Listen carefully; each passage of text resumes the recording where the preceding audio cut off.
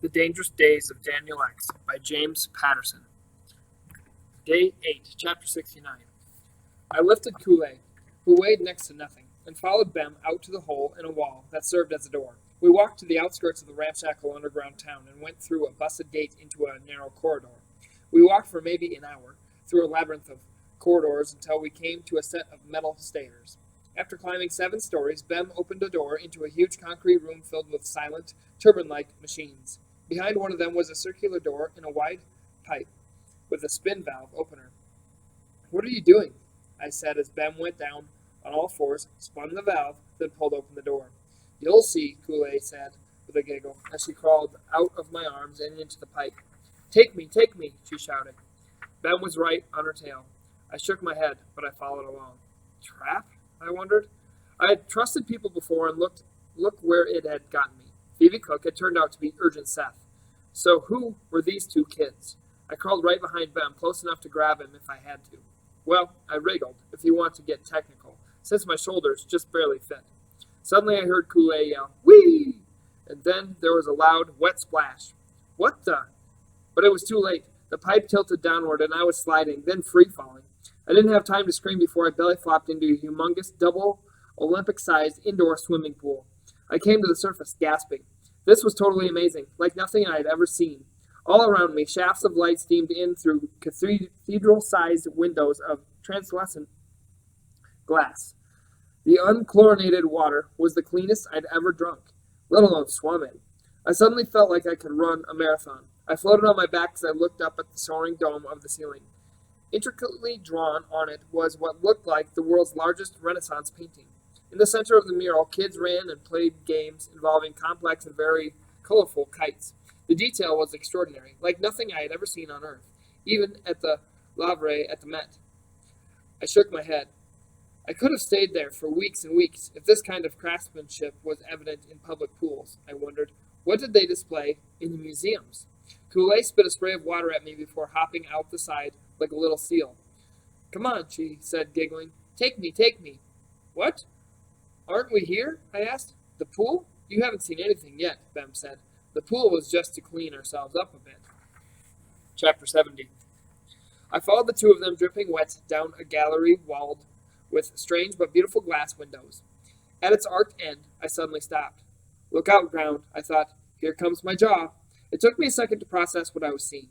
Think of Central Park, okay? Now imagine the universe's biggest solarium built around it. We're talking trees, softly rolling grass hills, cobblestone strolling paths, ponds, beneath a sky of bright, startling blue. Hey, wait a second, Bem. This doesn't make sense. Why wasn't this destroyed like everything else? The sky isn't real. It's a dome, Bem said. But Ed told me it's made of a special glass that does something to light. Lets it in, but not out. Long ago, there was a war, and the children's park was bombed, so they made this new one indoors. Even the outer ones couldn't find it. Even Urgent Seth couldn't. We've met, I told Bem, and left it at that. What caught my eye next was a massive gray stone structure. I followed Bem and Kool-Aid around a curving path and up its mystery steps. When I got to the top and saw what was beyond the front gates, I felt tears brim in my eyes. All is not lost, said a voice in my head. It was a zoo. But not just any zoo. Inside the gates was a large viewing platform, and beyond it, on grass fields to the left and right, were elephants. Chapter 71. African ones, Indian ones, calves, mothers, herd upon herd of elephants. There were hundreds, maybe thousands, definitely thousands. I thought I was going to need a defibrillator when I saw what was rolling in the mud to my immediate left. Trunk, check. Ginormous ears, check. Woolly brown fur, check. 20 feet away, I had spotted a family of cute, short-trunked creatures. They were mastodons. Had to be. They were supposed to be extinct, but I guess that was just on Earth. I stood there feeling electroshocked as a female approached. She was twice as big as the largest elephant I'd ever seen on Earth, 40, maybe 50,000 pounds. Her head came above the 10-foot-high viewing platform. Her trunk was as thick as a telephone pole. Then she extended her trunk to me. "How do you do?" she said in my mind. "My name is Cordata." For a second I was unable to think straight, or breathe, actually. I'd never communicated telepathically with an elephant before. I finally recovered a little and shook her trunk. My name is, I started to say. Daniel. Yes, I remember you from when you were a baby. You used to come here every day with your mother. We would communicate like this. You're the only two-leg I ever met who was able to. An elephant never forgets, you know. It never ever forgets a friend. I was very sad when you left, but happy now that you have come back. How are you doing, Daniel? I'm pretty much blown away right this second, Cordata, I thought, smiling as I stared into her beautiful violet eyes. So this is why I loved elephants so much. I see you've met those two little monkeys, Bem and Kool-Aid. Cute, aren't they? I nodded, then lost my breath as Cordata's massive knee bowed, and she offered us her back. Please, come with me and meet the others. You can trust me, Daniel. An elephant never betrays a friend. Bem, Kool-Aid, and I were all able to ride on her rolling ship of a back, with room to spare. From all over the grassland, elephants started moving toward us. One of the mastodons trumpeted, and then from everywhere the others started joining in, a happy symphony of welcome. Soon we were in a crush of them, shaking and high-fiving offered trunks. Feelings of euphoria almost knocked me into the tall blonde grass as their life-affirming, warm presence soaked right through me. Wow, I never did this before, Kool-Aid shrieked ecstatically. She was vibrating up and down like a gum machine bouncy ball. I'm the luckiest kid in the world. I'm the luckiest kid in the world. I ruffled her hair as more and more elephants paraded over, their trunks buzzing out note after brilliant note. No, I said, you're the luckiest kid in two worlds, here in a place called Earth. Chapter 72. I can die now, I thought, as we headed back into Undertown 3 hours later. The afternoon I'd just spent was worth getting gut-shot, I decided. Worth getting duped by Seth. Not only was hanging with Cordata and the other elephants the coolest thing I'd ever done, it was pretty much the coolest thing anybody has ever done. I would gladly live there like a wild elephant boy if Cordata hadn't politely said it was time for the younger elephants to nap and told me to come back tomorrow. I was brought out of my reverie as an elderly woman standing on the porch of the shanty we were walking by suddenly leaned out and clutched my arm. You're not from around here, she said. Who are you? Where do you hail from, boy? When I turned around, Bem and Kool-Aid were running full speed down the alley. There was a rumor that an alien person escaped from Urgent Seth's starship, she said. He sent you, didn't he? Now he's sending spies. Is that it? I'm not a spy, I said. Like you wouldn't lie to me if you were. I yanked back my arm, trying to break her steely grip. Suddenly she slapped me across the face, which was crazy because the hand that she was clutching me with never moved from the porch railing. The old lady had smacked me with her mind, I realized. Where do you think you're going? She demanded. Her head jerked as I mentally slapped her back. I felt a little bad, but I had to. I needed to get out of there, in a hurry. I was half a dozen steps down the alley where Bem and Kool-Aid had run when I found myself stuck in place. I couldn't move. Chapter 73. The old lady came hobbling quickly down off the porch and caught up with me. I could feel energy crackling off her, holding me still. A terrible light filled her ancient blue eyes. Great. Out of all the beaten-down citizenry, I had to tick off the one that had powers. Bem and Kool-Aid, front and center, the old woman called out. The two kids came out from behind a stack of pipes and approached the woman meekly. Yes, doctor, they said in unison. Who is this odd renegade person? She said. Where did you meet him? Deep in the northern tunnel, doctor, Bem said. He said his name is Daniel. I unfroze suddenly as the dreadful light faded from the old woman's eyes. I did a double take as she burst into the most incredible girlish laughter. It was quite charming, actually, as if she were both 84 and 15 at the same time. Bem and Kool-Aid, you may go, the old doctor woman said, suddenly friendly. My, Daniel, is it? You're a real curiosity, aren't you? I was beginning to wonder if any more of your type existed in our poor world. A curious young man, come from afar by your looks, and the way you speak, I knew a curious boy like you once upon an age. A boy very much like you. His name was, let me try to remember. Oh yes, Graf. Graf, I thought. You have to be kidding me. That 6 degrees of separation thing even worked in space. Graf had been my father's name. Graf. You knew a boy called Graf? I blurted. That was my father's name, and he was from your world. Could it be the same person? I thought. No way. But the old woman seemed to read my mind. Her wrinkled face appeared instantly lose 20 years, and she broke into the loveliest smile. I knew I sensed something curious and good about you, son of wrath, she said, putting a warm, soft palm on my forehead. Thank you. You've helped me remember the way it used to be. Chapter 74. So many emotions and questions rose in me at once. Finally, I had a real connection to my family, to who I was, to what I was put in the universe to do. And then the most excruciating pain exploded in my stomach, and with it came a flesh flow of blood. I collapsed, bleeding like a stuck pig. What happened to you? She said. Your stomach. Tell me, before you pass out. I was shot, I said between clenched teeth. With what? Be precise. A 24-24 Opus Magnum. She pulled up my shirt for a peek. I couldn't stop her if I tried. Must have used the delayed frag round, she said, frowning at the blood in my wound. Tiny charge inside the bullet. Can be activated at a later date, even by remote control. The bad news is that basically you have a bomb inside your stomach. We don't get it out before the charge goes off. It will send shrapnel through all your vital organs, including your heart. Beautiful, I groaned. Okay, you got my attention. What's the good news? It has to heat up first. We have a few minutes. Let's do this. My eyes bugged as the tiny woman put her hands under my legs and neck, lifted me up effortlessly, and carried me into her house. Let's do what? I asked. The front room was piled floor to ceiling with beautifully bound books. In the back room, she swept everything off a cluttered work desk, then laid me down flat. We need to operate, she said. Now, don't give me any lip. I don't want to hear a word. Operate? Here? I could see the dust flakes in the air. Not to mention that I was lying in what smelled like spilled coffee and maybe bacon grease. How close is the hospital? I moaned. No time, she said, tapping a finger to her forehead, as if trying to remember something. She turned and took a vial of gross-looking brown liquid from a nearby cabinet. She handed it to me. What are you waiting for? Drink it, she screamed. Then she smacked it away as I put it to my lips. Wait, not that.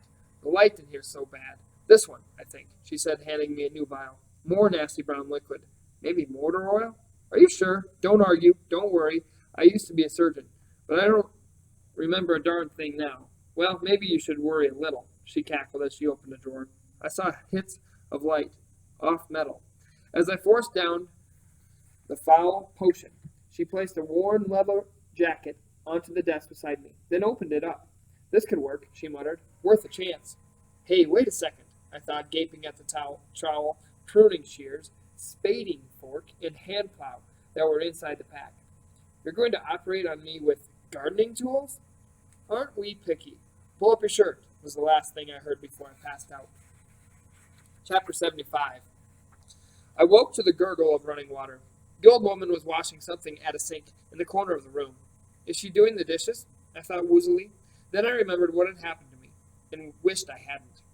I glanced down at my stomach, which was covered with newspaper. Besides the gardening gear on the work table, I made out a screwdriver and a needle and thread. A screwdriver? Come on, I thought quickly, looking away, trying to convince myself not to blow chunks. The tools were all splattered with blood. My blood. Well, what do you know, my elderly home surgeon said. She was wiping her hands on a blood-splattered apron as she came over. I can't believe it. You're actually alive. I realized that the room smelled like smoke. The curtains were singed, and there was broken picture frames and chunks taken out of the plaster in one wall. What happened? I said. The smoke? I managed to get the bullet out of you, but it blew up right when I was trying to toss it out the window. A piece of shrapnel hit my leg. Thank fortune it was the wooden one. How are you feeling? I looked down at the blood-soaked newspapers wrapped around my stomach. Besides the occasional teeth-clenching throb of agony, I actually felt a little better. Clear in the head, somehow. Being alive is fun like that. Like $1,000,000, I groaned. Thank you, I didn't catch your name, doctor. No doctor, just Blayleen. Thank you, Blayleen, I said, for saving my life, for whatever you did here. Don't mention it, she said, glancing at her wrist. Wait a second, you haven't seen my watch, have you? I was wearing it, An expression of horror crossed her face. She turned suddenly and stared at my stomach. Oh, dear me. No, I cried. Please, no, she giggled. Of course not. Just a little surgeon humor. But enough joking around, Daniel, she said, talking to me, talking to my mind now. You need rest. You almost died on the operating table. You recognized me before, didn't you? I thought back at her. What did you know about me? I know many things, Blaylene communicated. I know you were given a human name because you and your parents were heading to Earth. And I know practically nothing, Blaylene. I have so many questions. Who are you? Who are you, really? A dear friend, she replied, and held the medicine cup to my lips. Down the hatch now, Daniel. I felt extremely tired. I glanced at the broken pictures that had fallen off the wall. My eyelids grew heavier. In one newspaper picture, a smiling young man was holding a trophy. Graff wins all city, read the headline. Graff, my father? My father was a young man? Why would the old woman have a picture of my... You're my grandmother, I whispered in a voice I reserved for first sightings of the Grand Canyon and such. That's right, Daniel, son of Graff, she said, and smiled down on me. I am your grandmama. And then I did what I'd been doing far too often lately. I passed out. Chapter 76. When I woke from my dreams of being chased through Kansas, Oklahoma, and parts of Texas by the prayer, I almost went into shock for a second time. I'd been moved to an actual bed, with sheets that were, pinch me, clean, that even smelled nice. I was lying there soaking up the whole antiseptic laundry detergent commercial vibe when I sensed there was someone in the room with me. I slowly leaned over the edge of the bed and blinked. The cutest little brown-haired girl was sitting on the floor cross-legged. She was staring up at me. Hello, I said. Ah, she squealed. It speaks. She jumped up and ran out of the room as if she'd seen a ghost. I sat up in bed. I could move, apparently. Amazing. Then I even managed to stand without falling. I was on a roll. I heard some commotion as I stepped out of the room. Voices were coming from downstairs. And music? Very lively and pretty, like classical mixed up with rock and a little country and a bit of jazz. I arrived at the top of some stairs and looked down. The lower level of the house, where my surgery had taken place, had been completely transformed. Not only was it cleaned up, but 24 or so people were sitting, eating, talking, and laughing. I stared at them, and at a table filled with delicious-smelling food. Another song started to play. It was like a Mozart melody, only quicker and somehow warmer, like maybe Bob Dylan had collaborated on it. When I got to the bottom of the stairs, I saw that my grandmother, Blaylene, was at a kind of piano. Another ancient woman in a wheelchair was playing a small stringed instrument that looked and sounded just like guqin, a type of ancient Chinese guitar. 7 or 8 little kids running around a bunch of chairs scrambled for a seat as the glorious music suddenly stopped. Little one, say hello to your great cousin Daniel, my grandmother said, standing as she spotted me. Daniel X, to be precise. He doesn't use a family name because he doesn't have a family. Until now, that is. There he is, a pretty young woman cried as she ran up and embraced me. By the stars, it's true. I'm your cousin Lila. For the next several minutes, people crowded around, shaking my hand, patting my back, and pinching my cheeks. Shocked eyes stared into mine, and dazed smiles lit up faces. The old woman in the wheelchair rolled up to me. There were tears in her eyes as she pinched my cheek as well. It's true, she whispered happily to me. You look just like your mom. Little of your dad. Lovely, just lovely. You're beautiful, Daniel. Tall, blonde, stunning. An amiable-looking pudgy man was pinching my free cheek. Daniel, pleasure to meet you. I'm your Uncle Graffleprog, your mom's brother, he said, pumping my hand. I used to change your diaper. I called you Stinky Boy. Graffleprog? I thought as I shook his hand. Now there's a name you don't hear that much anymore. My parents had taken some serious pity on me in the name department, I realized. I can't remember the last time there was a party. Can you? Said a bony, tired-looking woman standing beside Uncle Graffleprog. First time in a while we had something to celebrate on this shattered rock. My rotund uncle said, winking and pinching me some more. Stinky Boy is back.